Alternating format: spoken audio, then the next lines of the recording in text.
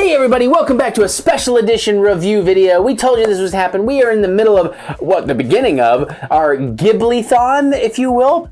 Ghibli Fest? Yeah, well, I like calling it Ghibli-thon so we don't step on somebody else's toes. But we just watched The Wind Rises, and we're going to do a brief little review here. More on that in just a second. But first and foremost, I want to thank all the folks at Shout Factory and GKIDS for hooking us up with this.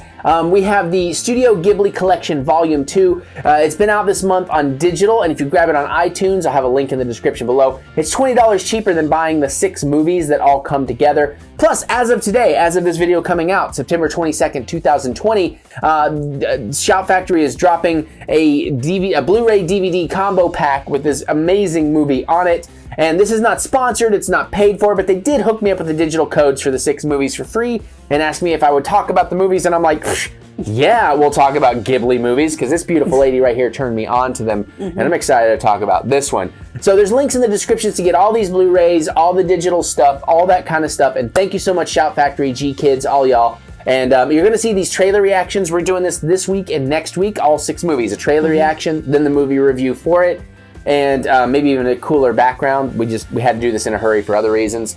But I just lost my train of thought. It's late. We got to this later tonight than I intended, and then a major trailer just dropped I need to get to. But yeah, so I've said some things in the trailers about you always walk away feeling good, and well, I mean, yeah, but we'll get into that a little bit. Real quick, this isn't really a spoiler video, but it's also not completely non-spoiler. I feel like there's some. Oh. Well, I was gonna say, I think there's some elements we kind of need to hit on in general to discuss in this, but not giving you super specifics about it. And since this is a movie that's 6 years old, I know it's a new territory for you. Since this movie is 6 years old, I feel like we can play like we can kind of vaguely reference beats, big beats in the film, but we don't get into the specifics. So just try to use real general terms. You'll see what I'm saying. Well, let's see how fast we end up cutting. Right. Hopefully not, because I have to get this out soon because, like I said, we got to it later than anticipated. All right, so overall, real quick, my thoughts and then your thoughts, then we'll get into a couple specifics. This isn't going to be a long one, though, too, so that should help, too. We don't have too much time to get into too much. But I have not seen this one.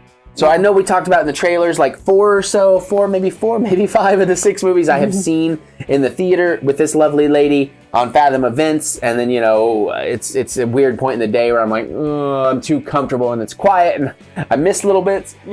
I didn't really have a problem with that too much. Maybe in the very beginning, right when we sat down, What happened? Oh, no, okay, there was one 30-second moment, and like, I wasn't that I fell asleep. It was like, after you explained it, I'm like, oh, it's one of those things that happened so fast. It wasn't that I fell asleep on it. It's just like, wait, I blinked and I missed it. That being said, I really enjoyed this movie more than I thought I would, and overall, so this is basically, it's not based on true story. It feels almost like it's based on some real people or something. I think it was actually the special where it's dedicated to. That's what I think. If I remember correctly, I did see this in the theater when it first came out, and it would have been like not quite a year before we met each other, but. Like I said, but it's been a minute, but I'm inclined to think that, it was actually based on. Me too. And the basic premise is, what I love about it is about an artist. It's about a passionate artist, an engineer in this case, which is art, that just wanted to do this thing he was in love with, which is the art of airplanes and designing airplanes and just make the best and make the better thing. And and I think they really nailed that vision of, what it's like. Because the thing I had issue with, and this isn't necessarily story specific or anything, this is like 1920s to 1930s Japan and designing the fighter planes, and there's stuff with like them working with Germany, and I'm sitting here like, as an American, should I be rooting for this? I feel weird about it. But at the same time, it shows that these guys are going like, we just want to make a really fucking cool airplane. I'm sorry. Well, yeah, you can curse. I guess you can curse. I forgot to ask. I know. Well, we try not to curse in the things where people send us stuff. So try to chill. But you're fine. You should remind me these things in advance. This is happening faster because of something else. But yeah, it was all going like, this is like, oh, we just want to make a plane that doesn't break apart. Right, and you know what? And that's where I landed on it. And what I love about the beauty of this film is they address the horrors of it. They address how a lot of this turns out in the future with a very powerful ending. But, you know, so I'm not saying you should necessarily be sitting here rooting for people to make death machines, but they talk about that early. Like, it's like, there's this whole, like, dream thing happening of him, like, talking to his hero in the dreams, which is kind of beautiful. And even his hero's like, listen, this is a horrible dream we have. We're creating these things that are going to do terrible things, but they also do pretty amazing things. And it's like, it's just, that's our nature to create and in a way that's very real, in a way I really, as a artist creator myself, and actually he says, like, look, I want to make this thing over here, but in order to get what I need to make this thing over here, I have to make this thing over here, which I'm not terribly thrilled about, but but after that I get this, which is very realistic and very believable to the human nature. And I think that's one of the things the film does really well, is it even if you just look at it in black and white or caricatures or, you know, stereotypes of things of the era, it's really humanizing of all sides. It does help you get a different perspective and help you think that, you know, it's true though, like, humans are humans. Just sometimes some really crappy humans get to dictate what happens with what humans do, and it leads to bad things. But it's very beautiful. The characters I fell in love with. The animation, as expected with a Ghibli film. Yeah, it's stunning. Traditional Miyazaki. And I mean, it has, I mean, even though it's based in the real world and everything, it still has those very fantastical elements, and even the stuff that happens in real life, like the earthquake, which, I mean, that's... I love the way that was visualized. It's a little bit in the trailer, too, if you saw the trailer. Because that is like... It's probably overly exaggerated, the event itself, but the way it's done, you're like, that's really cool. And it feels more human. Yeah. To the point where this is a weird thing we noticed. I don't know. And now I want to. Is it with all Ghibli? Is it with all the Miyazaki films or Ghibli films? But a lot of the sound effects in this, it's not completely, but a lot of the sound effects are clearly human mouth sound effects. The thing is, he does. I mean, Miyazaki has a thing with aeronautics. Clearly, that is in almost every. Yeah. I think the only one I can't think of is Spirited Away and Princess Mononoke might be the exceptions to that. Perhaps. But the ones in this collection, there's a lot of flight. Yeah. Porco Rosso, Castle in the Sky, Nausicaa. If I'm saying it right. But the thing is, it seems to me there's a lot of the same sound effects that you get. Well, that's what I'm wondering as we start watching through these movies, because like the propellers are literally it's blended with other sounds, so it's not like the movie I made, Zeppo, where it's obviously meant to be mouth effects, but it's like you're hearing like propellers be like, you know, or even you're hearing bombs drop and you hear the human mouth sounds of, like for real, like that, but. Not in a distracting way, but in that way that, wow, interesting. It was like, I think like the earthquake after the little afterquakes, what are they called? Afterquakes? That sounds right. We'll get to it. You talk, I'll think. But you'll hear this boom, boom. Aftershocks. Aftershocks, so thank you. But yeah. And you're sitting there like, I don't think that's the sound, but I'm pretty sure that's what's going on.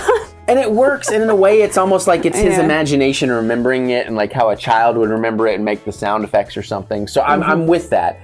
We watched it subtitled, and that was fantastic. Although, again, we did watch the iTunes version subtitled, not the closed caption. So like when people are writing in other languages, the subtitles didn't show, but if you go to closed caption, they do show what it's saying. But then of course closed captions giving you like sound effects and stuff like that, which to me can be a little bit distracting. Yeah. We also then went back to some of the German scenes, and we played English for a few seconds just to check that out. To see so a lot of times the German scenes are a mix of Japanese and German. Right. And the thing is, it's like the German stuff wasn't being translated. Right, and it wasn't really being translated into English either. No, it wasn't. So that's fine. But you know what? The voice acting sounded good. Joseph Gordon-Levitt and John Krasinski, we got a hint of that, so that was really cool. Again, very beautiful. I cried. The ending got me. Again, I am happy walking... When I talk about in the trailers, thinking about you walk away happy from these films, I think I meant that in hindsight now, not knowing what I was saying, because I did all those trailer reactions earlier today. So keep that in mind as we go through these reviews. I walked away happy in the sense I'm satisfied that I went on a cinematic journey and I had a great story told to me, characters I cared about. We're not going to tell you what happens in the end, but it's a very interesting and awesome ending. Yeah. But I can also see that it's the sort of ending that will leave a lot of people go like... General, uninitiated American audiences, this is not, again, and I did talk about this in the trailer reactions, it's not American storytelling. It is a different style of storytelling. But I greatly appreciated that. Because Miyazaki is very much a slice of life, even when he's being fantastical. I can get with that. There are some age issues in terms of the romantic. Well, we don't know how old she was at that point. Yeah, but then again, it's also a societal different from us. I'm not judging right or wrong. He was probably like 17. Maybe, but still, it was like, oh, okay. And again, you'll know what we're talking about when we see the movie. I don't want to go too deep into it. We are hitting generalities. Again, I don't know how old she was, so... But clearly younger. But, I mean... I don't know if she was that much younger. I'm not trying to have necessarily an argument here. That was from off screen. I'm just pointing out there is a moment, an element where I did have a moment of, wait a minute, what's consent over there? Again, and that may sound... I think you're thinking she's way younger than she was. Well, that also sounds way worse than it was, too, because it wasn't like something happened. It's just a verbal reveal of interest in one another, basically. That it's like, oh wait, how old were they when he had that interest? So it's not super gross, super creepy, but it was one of those things that popped out to me like questions.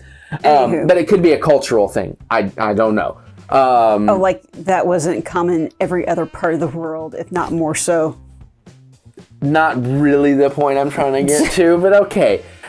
Actually, one other thing, I just, because it does cover a pee, so that's why I'm like, because this does cover a span of time, one of the really fascinating things is watching the clothes change. Okay, I didn't get that. So, well, if you notice, like when he's a kid, most everybody's wearing traditional Japanese clothes with one or two Western items thrown in. Okay. Like he's like they're all the boys are wearing the little sailor caps. Okay, yeah. But as you go on, you see more and more Western clothes being introduced. Okay, interesting. See, that's the kind of stuff where you, with your Japanese studies and your more knowledge of that culture, I think is very interesting to these reviews that I can't bring, because I didn't pick up on that. I was just going for the human story, not necessarily all those subtleties, but that's an interesting subtlety that makes me want to rewatch and find out. So that was very cool. But ultimately, there's a lot of good laughs in here. It's got a good pace to it. It's really interesting. You don't know really where it's going to go. It gets you thinking, and it's a great exploration of an artist who just wants to appreciate the artistry of what they do and just wants to be great, and great at it and make something amazing without caring that people care about him making it. They just want to do it because that's what drives them to exist. And then there's a nice kind of interesting love story thrown on top of that. So I'm saying interesting to keep things vague. Okay. But yeah, a little over 2 hours, but it didn't really necessarily feel like it. You just kind of go on this journey. It's beautiful. I was also fascinated by in the credits, because I make reference to this in a lot of the trailer reactions, that there is a Disney Japan or Disney West, I forget what they called it. But more importantly, then right after that, I also see Toho involvement. I'm like, my Godzilla bros are involved, yeah! so that always brings me some fun. Any major other big things you want to say? Because I'm feeling pretty good with this review for now. No, I'm good. Okay. Well, there you go. So that... No, just kidding. She's pulling at me. That is our thoughts on The Wind Rises. She had seen it years ago. This is my first experience. I loved it. I'm excited to check it out. And thank you, GKIDS. Thank you, Scream Factory. Thank you, everybody involved. And again, I have all the links for all this stuff in the description below if you want. Not paid, not sponsored. We're just enjoying that they sent us some free movies. So, and it looked great. Even though it was a 1080 transfer, it looked fantastic on a 4K OLED screen. The colors really popped and everything. So very, very happy about that. But let us know, have you seen this one? What are your thoughts on it? And if you're going to do anything super spoilery, just say spoiler right before your comment. Otherwise, just chat about it. Let's hear what you had to say. What's your favorite Miyazaki film? All that kind of stuff. Geek out with us in the comments. We love hearing what you have to say. Other than that, you can click the thumbs up button. Give us that good old thumb of encouragement, as we do love to be encouraged. And if you want to. And now we're going to get out of here so we can go watch some more Ghibli movies. because that's what this week and next week's about. And we'll talk to you all later.